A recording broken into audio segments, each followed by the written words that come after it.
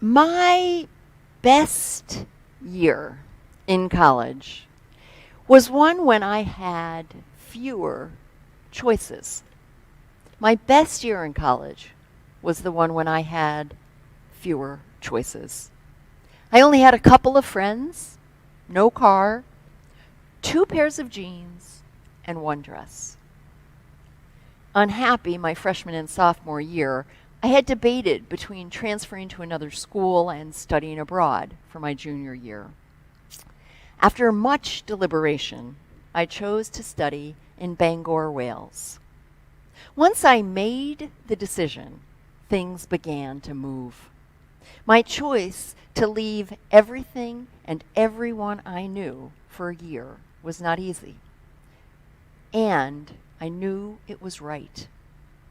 Even with the restriction of being allowed only one suitcase for the entire year, thus my two pairs of jeans and one dress, and a lot of books. In hindsight, I've come to appreciate how having fewer choices that year was an important reason why it was so good. Without a car, I explored everything on foot. Walking the steep hills on the campus and in the small city nestled in between rocky mountains, I can still feel it. It kept me fit, and more importantly, it connected me to a rugged, natural beauty, unlike anything I had ever experienced. Liverpool was an hour car drive away, London and Scotland a few hours of a train ride, and with a relatively short plane ride, I could have been backpacking all over Europe. If those things had been an option, I would not have discovered myself the way that I did. Fewer friends meant I didn't have to contend with the pressures of sororities and parties and things that weren't me. Even my two jeans and one dress, which seemed at first to be horrific, turned out to be a gift. And imagine my surprise when I realized my new non-American university friends had no more clothes in total than I did in my suitcase. I returned from that year a different person, perhaps more of my true self, someone I've never lost and only nurtured. There are many other examples in my life where making a decision opened pathways I could never have imagined, and that would not have been possible had I not made the decision. Joining my first Unitarian Universalist church as a single mother was one of those decisions. Every one of the decisions involved taking risks, making an investment, a large investment of my heart, time, and often money. And every one of those decisions involved letting go of other choices and options, often things that mattered a great deal. And I wouldn't change a single one of those decisions. I'm sure you have yours too. I've been privileged, very privileged, to make choices. It is not the case for many people. And so my words in reflection this morning, I just need to say and acknowledge, they are about the decisions that we can make, which includes the decision to do all that we can to help make this world an equitable place, so that all people are free and able to make decisions about their lives. Living in indecision, or the tepid waters of commitment, has its place, such as when you're trying new things or evaluating options. There comes a time, however, when the tepid waters get cold. And one day you realize you've stayed too long in the place of indecision. You grew too comfortable and forgot you were never meant to stay there. At some point, we need to surrender, decide, and let the rest unfold. The hardest part about deciding, for me, whether these are large or small decisions, is the fear that I might be wrong. What if I'm not following my heart? Or what if I'm misreading my aspirations? There might be something better, more important, or more promising just around the corner. Last week, I asked you to send me some stories about times that you made commitments and decisions in your life and how doing that affected your life. I want to share just a few of them. One of you shared about her decision to face cancer head-on with a positive attitude, promising her family she would do everything she could to beat it.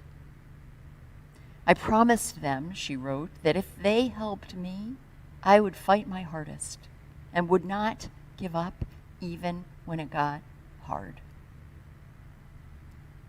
I remember the first time I met this mother of triplets, Erin Hutchinson Himmel, at her home while she was still in treatment. Her family, every one of them, are beacons of light in this congregation. Another of you wrote about the time you decided to move, uplift your life after your wife suddenly died. You shared what a scary time it was and how that decision ultimately ushered in a whole new life for you. That's my dad. I know it hasn't been easy. And I also know how much he loves his wife, not so new any longer, and the life that they've built together. Ann Hauser wrote about her commitment to addressing gun violence. She shared how challenging it is to care so deeply about something people often don't want you to talk about because it's painful and it brings them down. It's easy to love and have compassion for the survivors who are forced to live in this reality, predominantly black and brown people, she wrote. It's harder not to get frustrated with the people who turn away or who say they want to help and don't show up, or who show up and don't stay. Anne also wrote about the gifts that come with this kind of commitment, all of which can be boiled down to one word: community. The gift of being part of a community of other people similarly committed to an issue, who see the work you put in and who will talk about the truth of what is happening, no matter how difficult. Making commitments of any kind can be scary and hard, and it is also beautiful and necessary for a fulfilling life.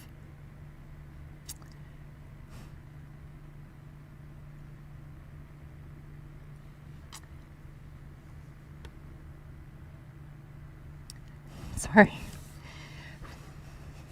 I took the decision almost 3 years ago of becoming your minister very seriously. When I said yes to being the minister of this congregation, I meant it. It hasn't always been easy. At times it's been quite hard, especially this year. I'll be honest, there were times in my first year here, when it got hard, that I would think about ways out. I know, I would tell myself, I'll leave. I'll go where they really appreciate me. Which is, of course, silly and immature and stems from a place of fear. So the summer after my first year here, I had a long and life-changing talk with myself. Now, Reverend Rebecca, I said, stop. You know what's happening. You're scared. There are unknowns here. You still miss other places and other people. You wonder, what if those things don't make this decision wrong? Stop looking for a way out. Live into this decision wholeheartedly, and let's see what happens. With that talk, when I finally surrendered totally, something changed. Once I told my monkey mind it needed to occupy itself in other ways, I dropped deeper into us, into this, our church. And thank goodness I did, because 9 months later, COVID-19 was here in full force. The true journey begins when we make a decision. That doesn't mean you won't change your mind. However, that will be a different decision. There's something fundamentally different about completely surrendering fully and making a decision, and knowing when it's time to make a different decision. The other decisions will also require you to not stay too long in the tepid waters of indecision. This has been, well, I wrote down it's been a wonderful year. This has been a year of growth, change, challenges, sweet moments, self-discovery, technology discovery, missing you all terribly. However, never once, not for a moment, did I revert to indecision. I am here. We are here. This is our reality. This is our beloved community to hold, care for, and lift up. I can't do this alone. None of us can. We have to do it together. Isn't that beautiful? Isn't that beautiful? At our training for the people who are helping in this year's campaign, we asked everyone to offer 3 words that described what FRS means to them. Tears were running down my face by the time everyone finished. It was breathtaking. Such an important reminder and affirmation. I also asked on Facebook and got some additional responses, and here's what you said. What FRS means to me in 3 words. Always in need of money, ideals, family, community, values, tradition, worship, action, social justice, experience, home, love, connecting, caring for others within and beyond our beloved community, friendship, nourishment, foundation, centering, history, democracy, hope, faith, peace, spiritual home, making the world a better place, challenge, support, inner strength, congregation, ushers, music, character, change, beauty, commitment, acceptance, exploration, ritual, comfort, and amazing. This year, we are facing a 15.5% budget deficit if we do not make our annual giving goal of $520,000.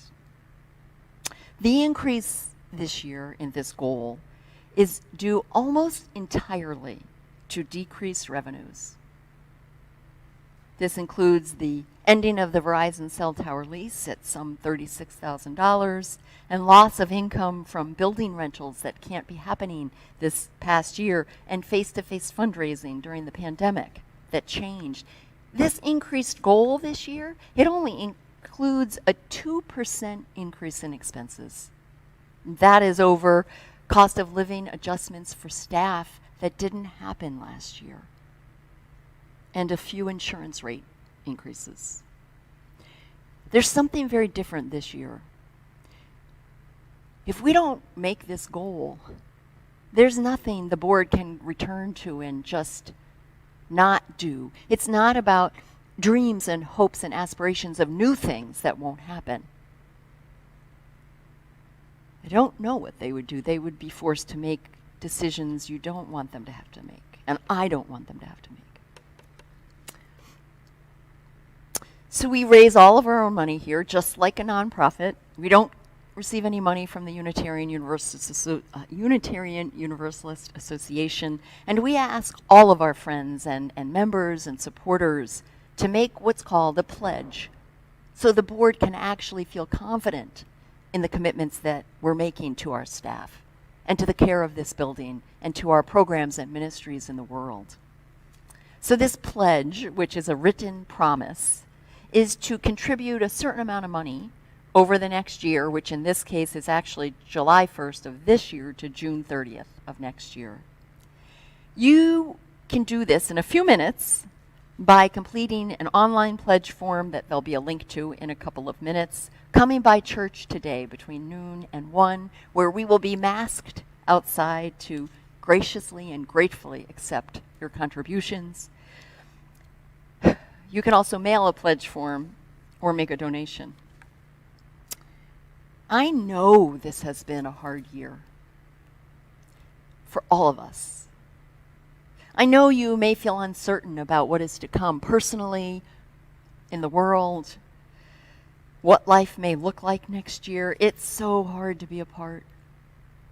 We will be back together in whatever that new normal looks like, in person and online.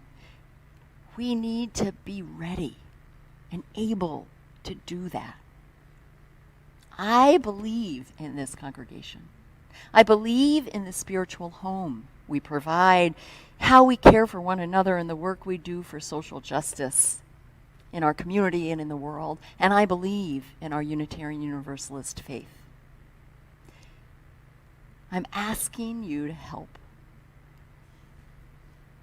so that we can pay our staff, grow our programs, live into our dreams, mission and values, and all we're meant to be.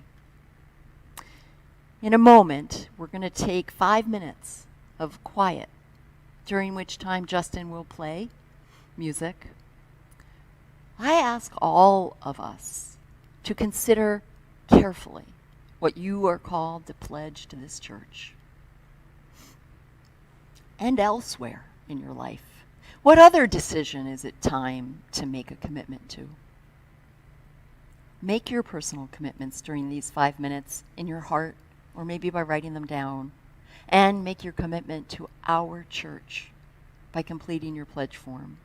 And then we'll come back together to close our service. So I ask us all, to what and to whom do we pledge ourselves? And I close with words from Poet Laureate Amanda Gorman. We did not feel prepared to be the heirs of such a terrifying hour, but within it we found the power to author a new chapter. For there is always light, if only we're brave enough to see it, if only we're brave enough to be it.